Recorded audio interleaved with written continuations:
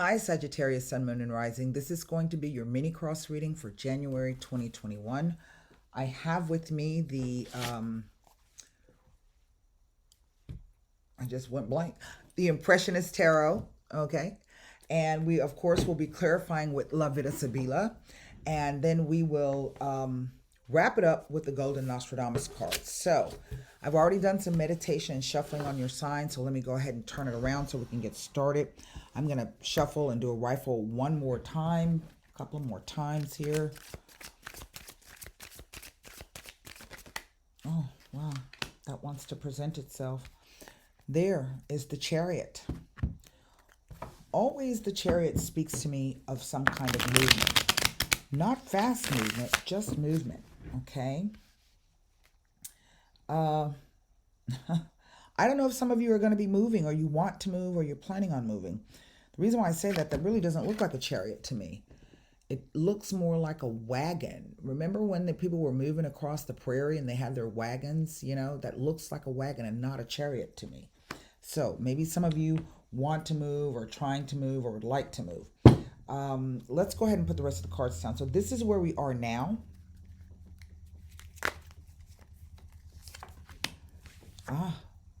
The Lovers. This is the unknown influence. Quite interesting.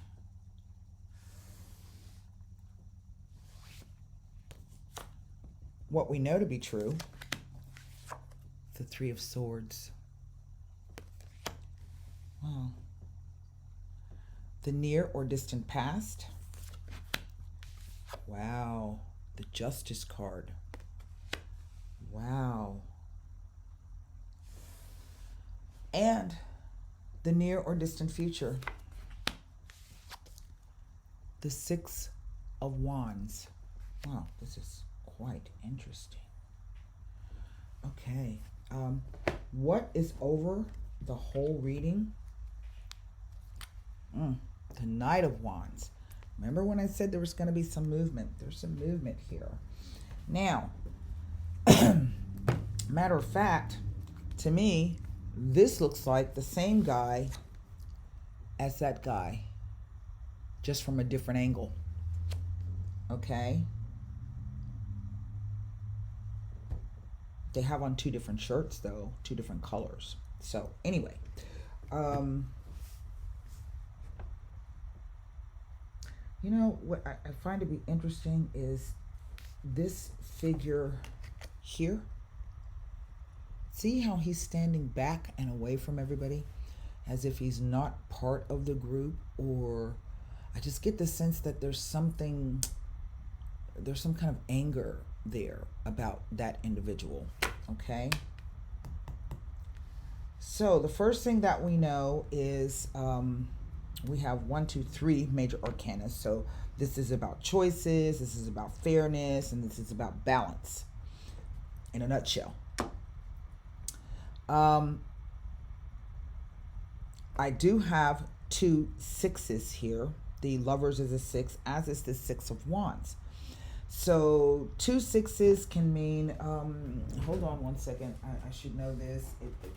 My brain's kind of farting on me this morning. 2 sixes say there are issues surrounding equality affecting the relationship. But if I'm not mistaken, 2 sixes also speak to, where's my book? 2 sixes, let me just pull it up. 2 sixes also say justifiable faith and trust in your partner. Well, I don't think that's true. But then again, I could be wrong. So right in the center, this Chariot card. So again, as I say, the Chariot card to me always speaks of movement. Now, this could be literal movement or that a situation is about to move. It's the circumstances are about to change. But while you've been waiting for that change to happen, you've been questioning yourself. You've been doubting. You've been contemplating. You've been looking over things. This card can sometimes speak to loneliness and isolation. But that's only because you're at the precipice of some new thing that is about to happen, or some new event that is going to occur. Most definitely, There's some news coming, I would say within the week, maybe within, by Monday, maybe today, maybe tomorrow. The wands typically represent days, well, kind of weeks. I've seen it do both. And this news is going to come in kind of fast and furious. If this is an old lover coming back, do know that this person, as soon as Mercury returns retrograde, direct, you won't hear from that person again. If this is somebody new, go ahead and have a fling for 6 to 8 weeks, but I can promise you that person's going to leave, or you may lose interest in that person. That's the way it always is. And typically it's always old lovers. You hear from people you ain't heard from in forever. They email you, or they call you, or they text you. Maybe you even run into them somewhere out on the street, right? And that interest, that spark interest again. But trust me, it's not going to last, okay? That's the universe's way of testing you to see if you really are done with that person and or that situation. Goes back to the inequality and the in the relationship, or the feelings of inequality. Some of you, it may arouse old feelings of justifiable faith and trust in the partner. But I think what stands out to me the most, at least what I feel, is this Lover's card, because of the meaning of this card. So I want you to listen to this, because the meaning of this card is... The Lovers always speaks to a choice, by the way. It represents Gemini, the twins, ruled as well by Mercury. So whenever I see this card, this is either somebody else that you're dealing with, but could also be the idea of being opposed, two different sides of yourself, right? And you're not quite sure, like you're standing next to yourself, all right? The twins, we all have our own inner twin. We do, the light and the dark. So this card says, you are in a position to explore your options or to reaffirm the choices that you have already made. However, be careful what you wish for, because you are more attractive than you know. Make wise choices and think carefully before you make a commitment you cannot keep. The key words are love, desire, attraction, communication, duality, and choice. I also get the sense that some of you are just going to go ahead with the Chariot card. What the 7 or what the Chariot card really means at its core is this idea of maintaining control over your emotions. It represents the sign of Cancer. So these are things that are hidden, things that are deep. What nurtures you? How do you feel? What do you need to feel secure and loved, right? And so it's a 7. You're questioning that right now. Maybe you're not sure. Maybe you're coming out of some kind of bad relationship. I don't know. Maybe you're a little fearful about going into something new with someone. But this card says positively, if you can balance out, you see the horses are two different colors, the light and the dark of your emotion, right? You can most definitely get to where you want to go. Now, I don't know if this is somebody taking you there. Sometimes this could be another person moving this situation along, or is in control of this particular situation. But there you are in the back. You ain't got to sit in the back. You're either just letting that person do it. You can jump on them and knock them off and take the reins yourself, right? So the thing is that you're going to have to balance your emotions and remain focused on whatever it is you're trying to do, wherever it is you're trying to go, and you will get there. Nobody says it's going to be easy. This Chariot card says, look for new horizons. You can go anywhere and do anything if you have the courage of your convictions. Do not take no for an answer. And if you cannot get through an obstacle, then go around it. The keywords are forward movement, change, speed, triumph, and control. Well, we all recognize what this is, the 3 of Swords. And this is either an attack on your feeling center. Somebody has said something or done something. Not necessarily done something, because it's swords, okay? And swords always represent thoughts, belief, perceptions, ideas, and communication. So we're looking at communications here. For the most part, this is what we know, right? And so there have been some words said, some very hurtful words, perhaps things that cannot be taken back. But this card also speaks to speaks to betrayal or treachery or deception. Let me give you the meaning of this card, and it doesn't really change very much from the traditional cards. The Three of Swords,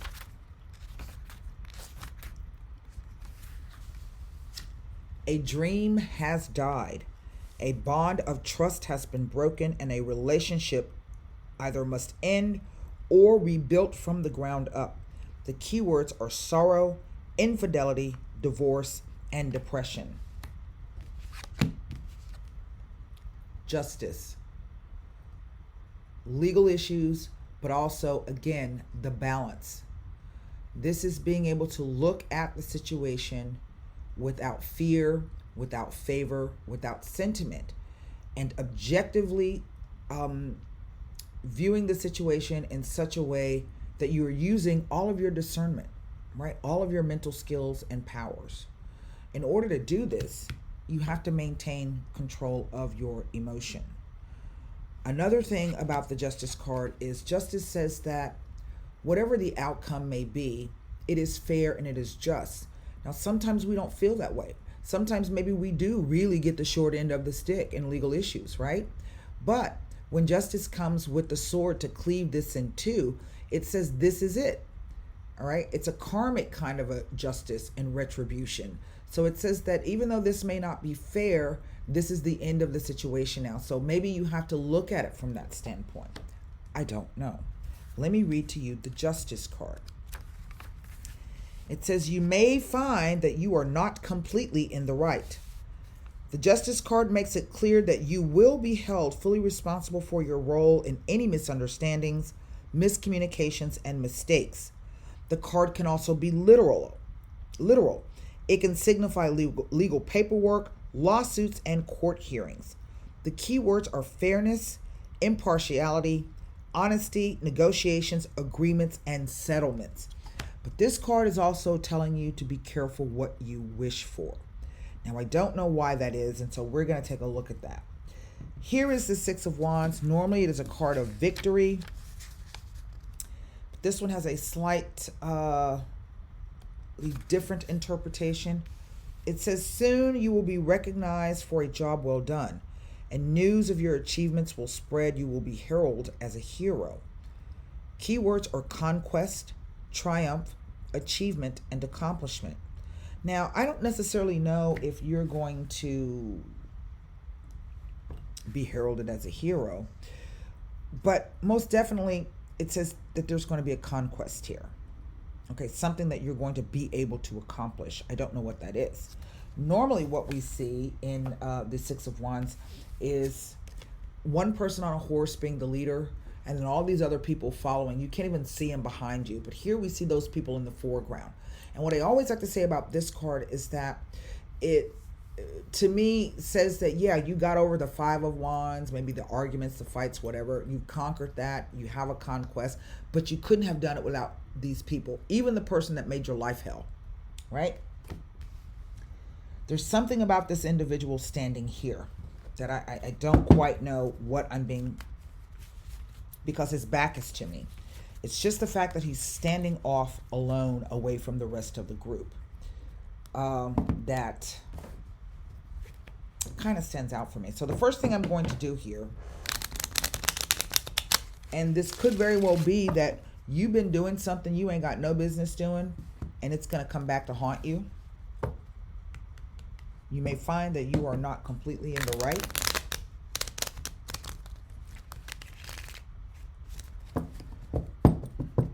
There are no court cards here, so I don't know who's doing what. That's just over the reading. This tells me that this situation, and you guys know with me, even though the Knights bring messages or news, they always show up as events for me. In other words, you're going to get some news, and that news is what's going to put this event in motion. Okay? So here we go with this Lover's card. The L'Amica. The Casa, and the Ammalato. That's three. Very, I can't even put a word on it. Let me look at this Six of Wands. This is either telling me that there's a friend involved. Usually it's a neutral person. They really don't have anything to do with it, but that some event or something may have happened at their home because the Kaza has shown up with it. And there's some illness or some deprivation or something that's tainted and unclean about this choice. Whatever that may be. I'm not quite exactly sure. Let's take a look at this Six of Speranza, the Hope card. Quite interesting because this card typically represents, I want to say, is it Jupiter in Leo? I'm not sure. But over here we have the Leo card. See the Leo there? So there's this Leo energy here. I don't know. The precious presence. And the conversations. Well, now, she is not necessarily a Queen of Wands, but she's a significator card of the Wand suit. The Kaza can be house or property where you live, your investments, whatever the case may be. But sometimes the card represents what's going on behind closed doors. Okay? The things that people don't see. The home is supposed to be your sanctuary. In other words, this is where you go and you retire to be safe from the outside influences of the world. But we also know that sometimes things are not always what they seem. The Amalato, a very odd card. It could be saying that the environment inside the home is toxic, or the environment, or that there's some toxic feelings happening here. I don't know who this Lamika is. She could be you. She could be a friend, a colleague, a sister. Normally, 9 times out of 10, she's someone who assists you and can help you. She's usually neutral. And there's an indication that maybe you are invited into her home sometimes, or she has helped you in a financial sense, or she has introduced you to someone who may have been able to help you. Okay? She's really kind of, I don't want to say this shadowy figure, but she's not someone who's very close. She's the Lamika, an acquaintance, not a very close friend. For that, I would look to see the Lamante female, because she's a cup card. So let's take a look at this Kaza card.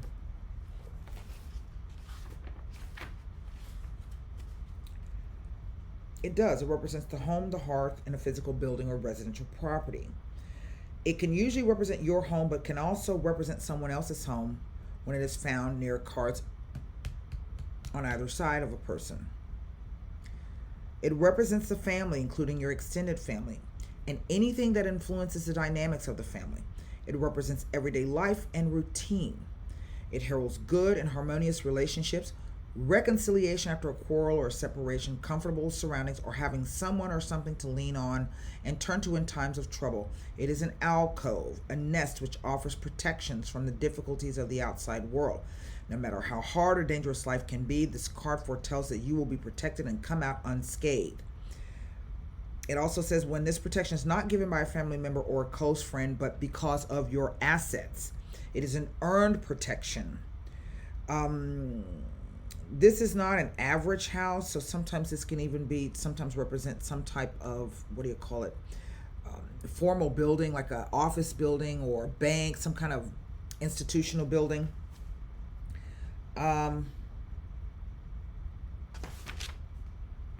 But it says that it can also represent your most intimate feelings, your fears, your hopes, your desires, the contents of your subconscious mind, and the hidden side of your personality that is rarely shown in public. Sometimes it can tell of an imminent solution of a problem or reveal the hidden cause of a problematic situation. It heralds a promising future, usually within a week, sometimes 48 hours. Remember, I was telling you that? But here we have the Lamante card, almost as if the card is saying, whatever it was that you have wished for, it kind of didn't turn out the way that you thought it would, and the situation now is no longer, I don't know what the word is. So let me read to you the this card. It puts the focus on your health and well-being,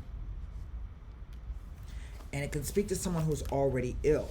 Now, this could even be representative of a hospital of some sort, okay, because this is connected to hospital appointments.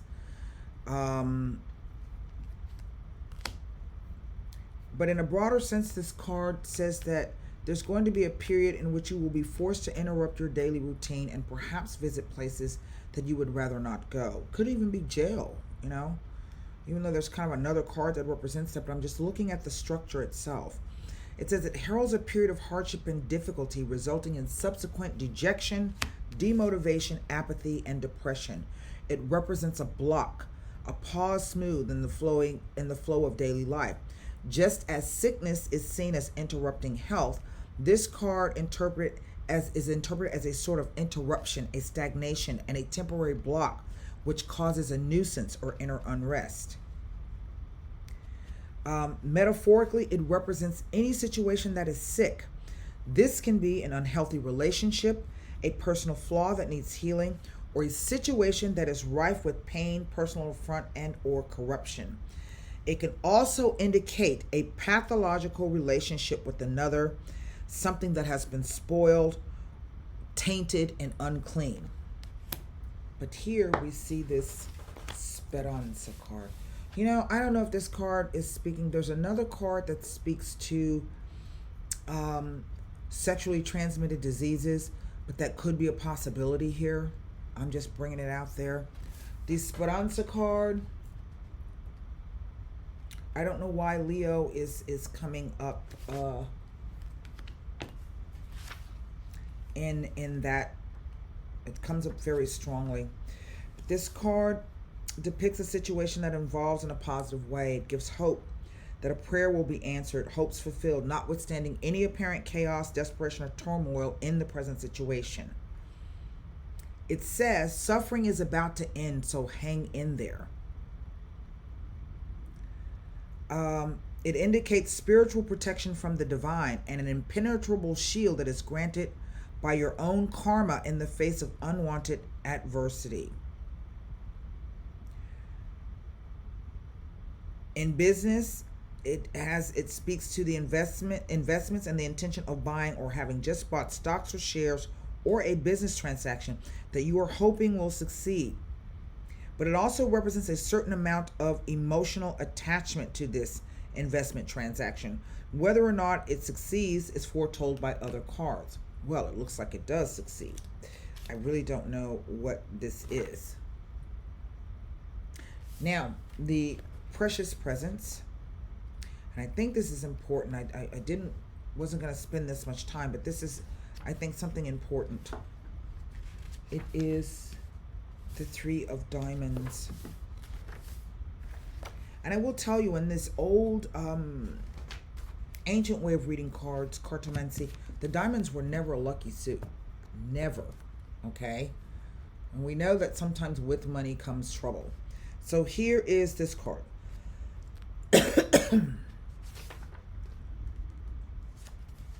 It has several meanings. First, neutral. It means a gift or homage or present. The second meaning is neutral. It represents an opportunity or proposal or offer of some kind. It is a positive card because it indicates upright, because it indicates prosperity, opportunities, and career advancements, usually thanks to a recommendation or the patronage of an influential person.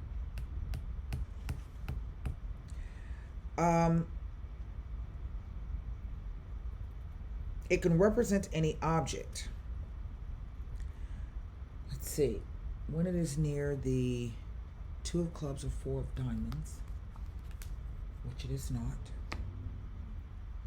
The gift of precious stones also represents your own gifts, talents, and abilities, or the protection and patronage given by someone with the means to help. It also represents influential people, but who have somewhat an attitude of superiority and aloofness. In financial matters, it heralds a prosperous business, career advancement, advantageous business proposals, and subsequent wealth. It also indicates having the means to expand and fulfill your desires. In love, it indicates an engagement ring if accompanied by the 5. It's not, it's accompanied by the ace of hearts, not clubs. On its own, though, it indicates a couple that shares common goals and are able to compromise, work together, and live harmoniously under the same roof. It indicates commonality of interest and ideas between two people. This card does. Now here we have the Ace of Cups. And this card says, it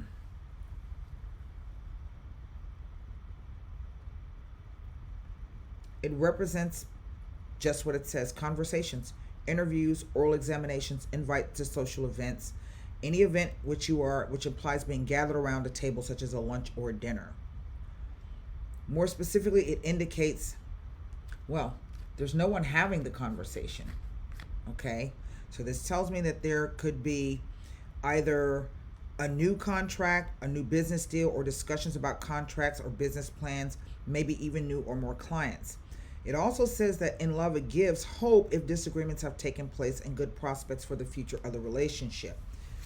In a friendship, it represents good times ahead, harmony, and meeting new friends. In a family context, it represents reunions, reconciliations, and family events. Now, when it refers to the family or extended family, it could be a group of people who spend a whole lot of time together. That's all the card says. So, what I feel is that whatever this is all about and whatever these feelings are, and to me this really reads as though the situation has just, maybe you kind of bitten off more than you can chew with this. I also feel that this person, this Lamika, is either you are helping her out because she's going through a tough time, or she will be helping you out. And I do feel that this situation will rectify itself. As this legal issue moves forward, you're going to be able to come to some kind of agreement. Okay? I do feel that this is predicated on this. Whatever the infidelity, betrayal, sadness, depression, whatever that is about, that's what this is. Okay? So, that's what I have for you, Sagittarius, Sun, Moon, and Rising. I want you to formulate a card for the, what am I trying to say? Golden Nostradamus. I hope you have it. Here we go. Here is the card. Number 11. The book. What I find to be interesting about that image is that it has an incenser hanging up over it. It's not a candle. It's an incenser.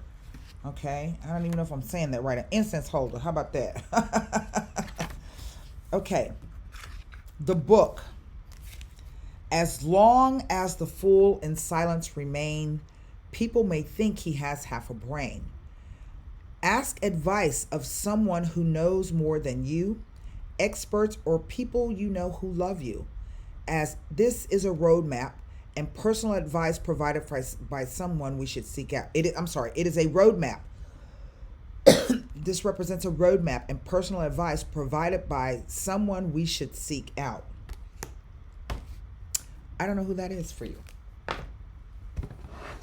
Maybe you know. So that's what I have for you, Sagittarius, for January 2020. I hope that message helps. And until next time, take care and namaste.